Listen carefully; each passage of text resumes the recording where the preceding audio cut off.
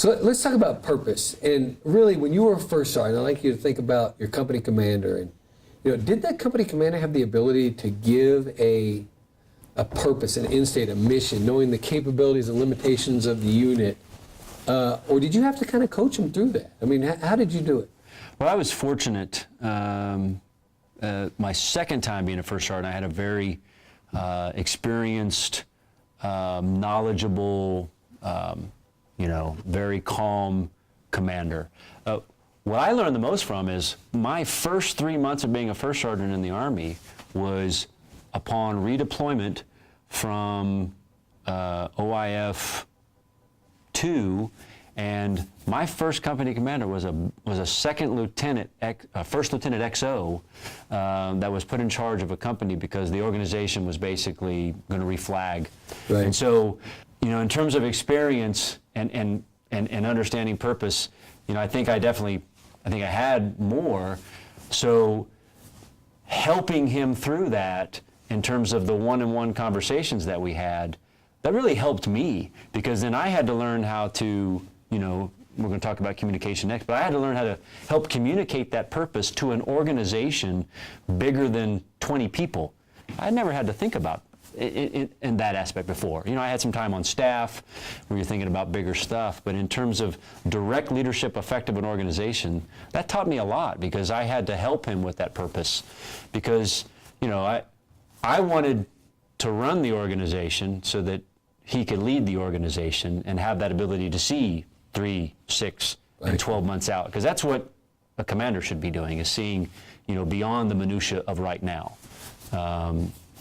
And so I guess I was fortunate in two aspects. One, that I had to develop my own ability to do that, and then I was very fortunate because my second commander I had no issues with that. So yeah, I think, so the simplest example of like purpose, like at the platoon level, and we see it in all our QTVs, like they understand the standards for PT, right? And so you have the extended scale, but really 300 is a max. Okay, so they understand the standard. They trust their non-commissioned officers, and their soldiers trust them. They've got a good, healthy PT program. They have a conversation between the platoon sergeant themselves, and they're candid back and forth about what the capabilities are, and they're all the same, right? We want a 280, 290 PT average. Right. Right, so that's the young leader's approach. Like our purpose during PT is going to be, we're going to have this average. And then I think you take a step back to the candor coming from the platoon sergeant that says, sir, we're not going to have a 290 average. Okay, I hope we do, but let's shoot for 80 in each event and then work from there. Or let's go for 85 in each event. I mean, we see that every day.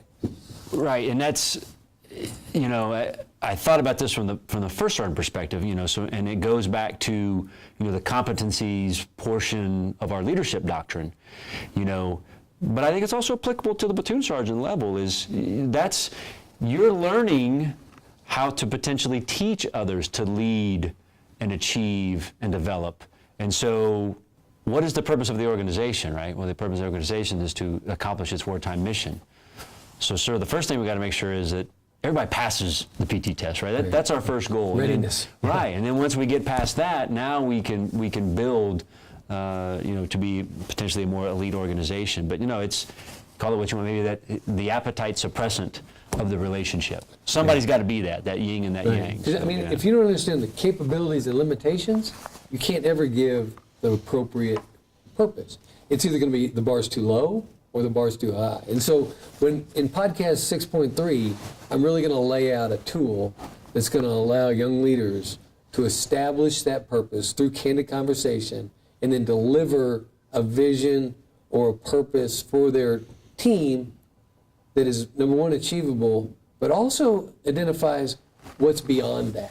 So we're going to go into that as well. But hey, you touched on communication. Yeah. What is, and really this is, I think, the last and final step along the critical path of leadership. What in your experience is challenging for platoon sergeants and first sergeants in communication? Like what kind of is something that they really need development on?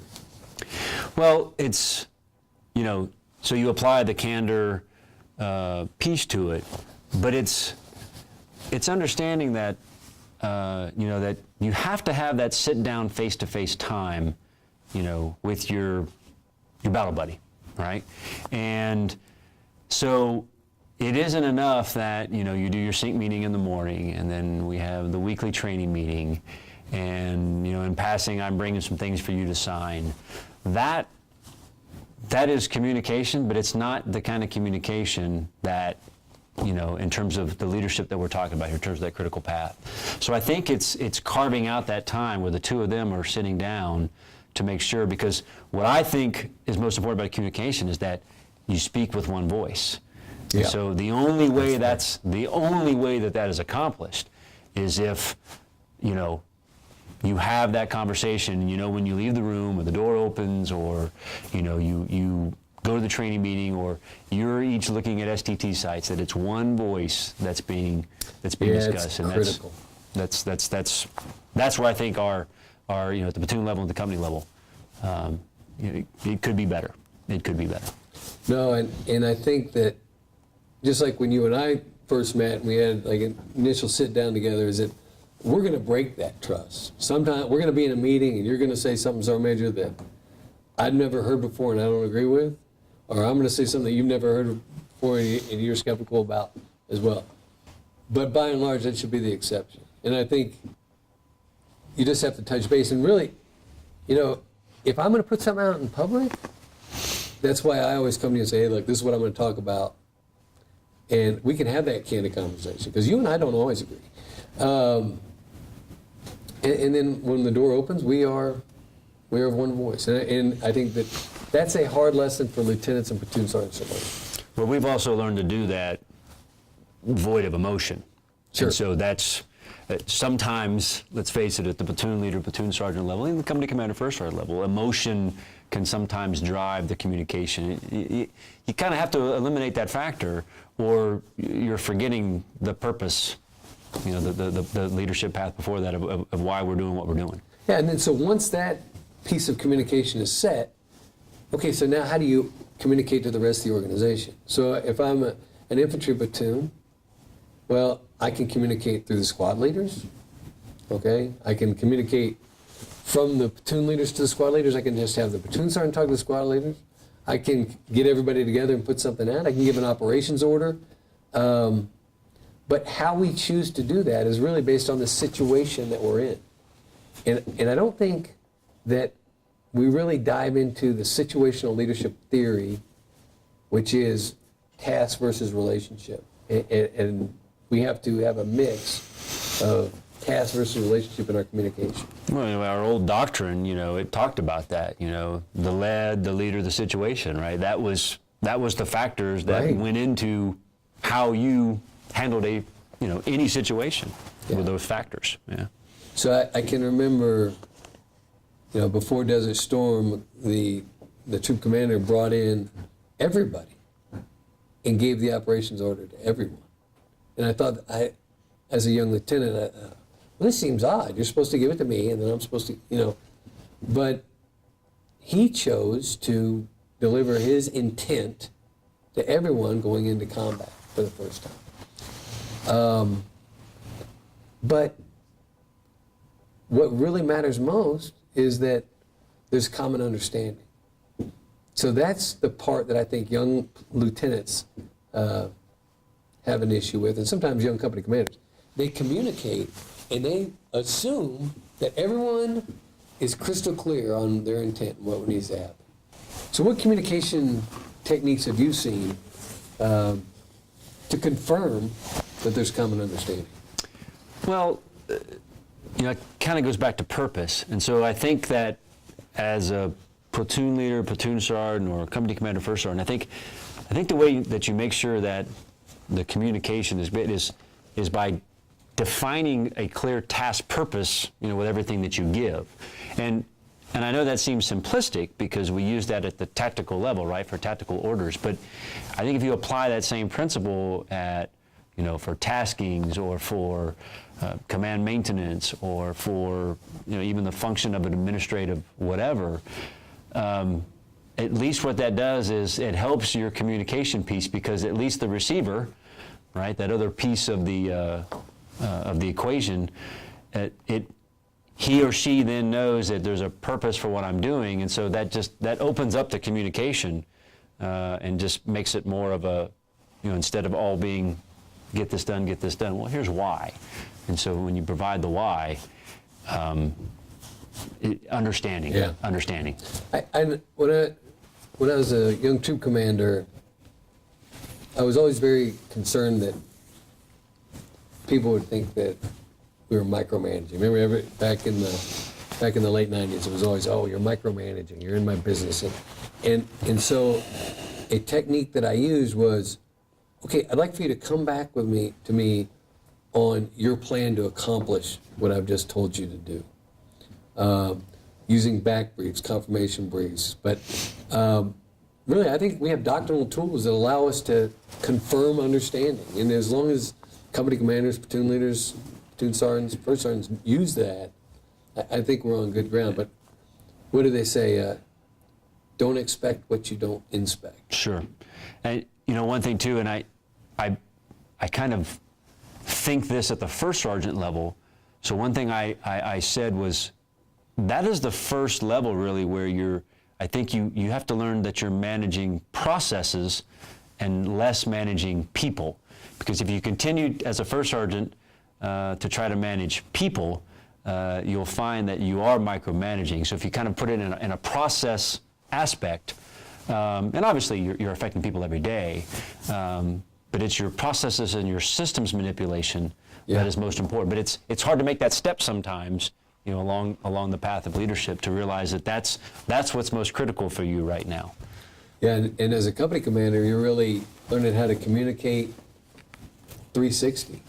You're probably about, 75% down, 20% up, and 5% laterally, but you're still lateral. I mean, you're having to communicate to your left and right. You're now forced to work in every direction. And the more effective you are at that communication, albeit 5% laterally, it matters. And it makes the entire team better. So, yeah, I think once you've got that piece, then that's really the last step in your path towards leadership. But people get confused and say, well, once you get there, then you're done. But perfection is unattainable. And, from the Chief of Staff of the Army down to us, we work on leadership techniques and really standards, trust, candor, purpose and communication every day. And I don't know, I believe that if we use these 5 steps to develop our leaders in the brigade, and we have conversations both in initial counseling and quarterly and through our leadership development program on those 5 areas, I think that we'll develop better leaders for the Army of tomorrow. Yeah, and sir, so when you look at, the standards, trust, candor, purpose, communication, I think that at any level, but sometimes it's harder to differentiate at the company and the platoon level that, mistakes are going to be made. But we have to be able to understand what is a mistake of character and what is a mistake of effort. Yeah. And so if mistakes are being made along lines of effort, no matter which one of these paths that you and I have discussed, everything is still attainable. A standard can still be met. Trust can still be, earned or reestablished, sure. And lines of communication and all that can happen. But in terms of mistakes of character, that's a different, sure. Obviously a different avenue. But it's a learning organization. It's a learning organization. That's correct. All right, Sergeant Major, and out there to Ready First Land, thanks for tuning in to Podcast 6.2, and stand by for 6.3. We'll be coming to you next week talking about how a leader communicates purpose to their organization along the critical path of leadership. Ready First.